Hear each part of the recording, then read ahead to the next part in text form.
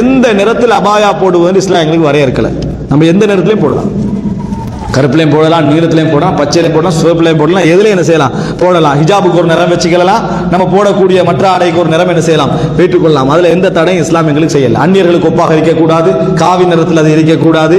அதே போல அந்த டிரெஸ் என்னது மிக நெருக்கமானதாக இருக்கக்கூடாது, அல்லது விலகி இருந்தாலும் கூட உடம்பு தெரிகிற அமைப்பில் என்ன செய்யக்கூடாது அது இருக்கக்கூடாது. கவர்ச்சி அந்த டிரெஸ்ஸை கவர்ச்சிகரமாக அழகாக இருக்கலாம், இந்த டிரெஸ் அழகாக இருக்கலாம், அது கவர்ச்சிகரமாக என்ன செய்யக்கூடாது அந்த டிரெஸ் இருக்கக்கூடாது. இந்த நிபந்தனைகளுக்கு உட்பட ஒரு டிரெஸ் இருக்குமாக இருந்தால் தாராளமாக என்ன செய்யலாம் அதை உடுக்கலாம். இன்ன கலர்ல இன்ன நிறத்தில் இன்ன அடிப்படையில் தான் இருக்கும்னு சொல்லலாம். எப்படி புரிஞ்சுக்கங்க, அந்த டிரெஸ் முழு உடலை மறைக்கிற அமைப்பில் இருக்கணும், முகமும் கையும் தவிர்த்த பகுதிகளை தவிர மற்ற எல்லாமே என்னது மறைக்கிற அமைப்பில் அது இருக்க வேண்டும். இரண்டாவது, அது உடலை நெருக்கிய அமைப்பு, அதாவது டைட்டாக காட்டக்கூடிய அமைப்பில் அது இருக்கக்கூடாது.